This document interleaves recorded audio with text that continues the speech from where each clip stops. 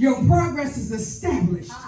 And your harvest or drought is assured. But it's only after you launch out into the deep.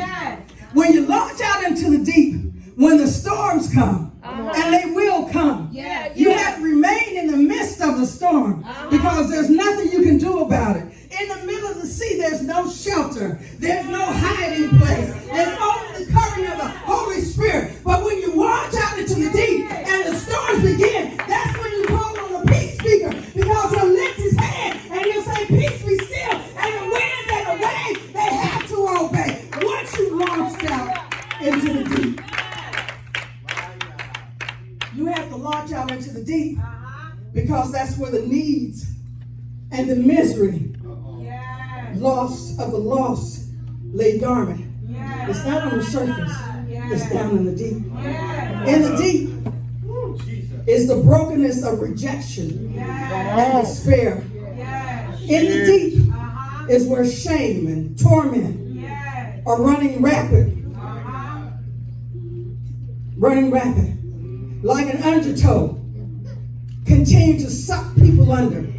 But you got to go out in the deep so you can launch out the net for a catch.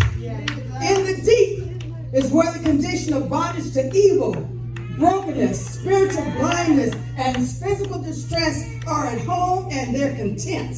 They're happy. They done pulled up and got a Pepsi and a bag of Lay's potato chips. The spirit's at home. In the deep. You never know what lies in the deep until you launch out into deep. Launching out does not negate what you've already done in the ministry. But launching out or stepping out requires extraordinary faith. Launching out in the deep requires Peter walking water faith.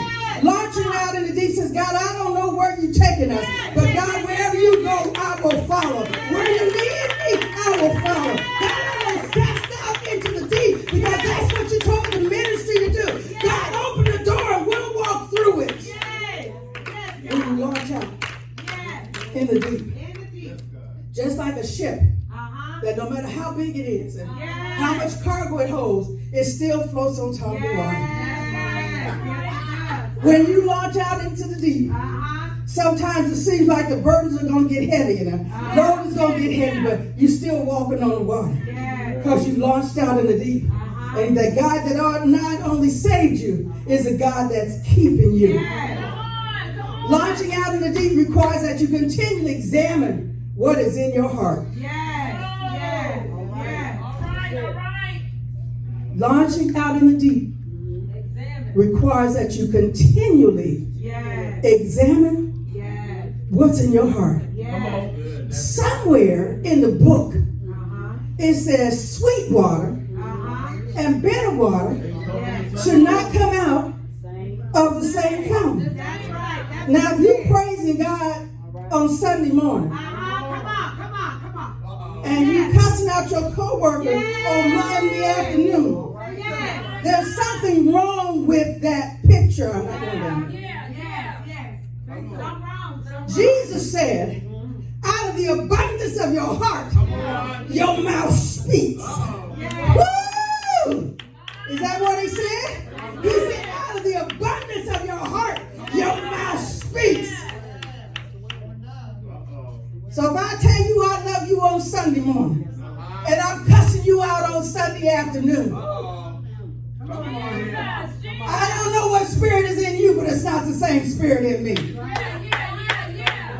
Oh, let me go back over here because y'all ain't got quiet on me. Pastor Timmy, they got quiet on me. They done got some of them that got mad. But God said, I want a ready church.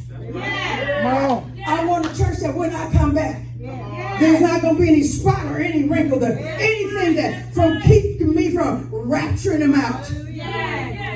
So if it hurts, say ouch. If you get mad, pinch yourself. Going into the deep involves encountering unknown things. Unknown. I don't care how many fathoms you go down under the sea. You're going to see things you have never seen before. And you'll never get to the bottom So when you launch out into the deep, you're going to encounter some things that the demon slayer right there going to have to wrestle with all night long. When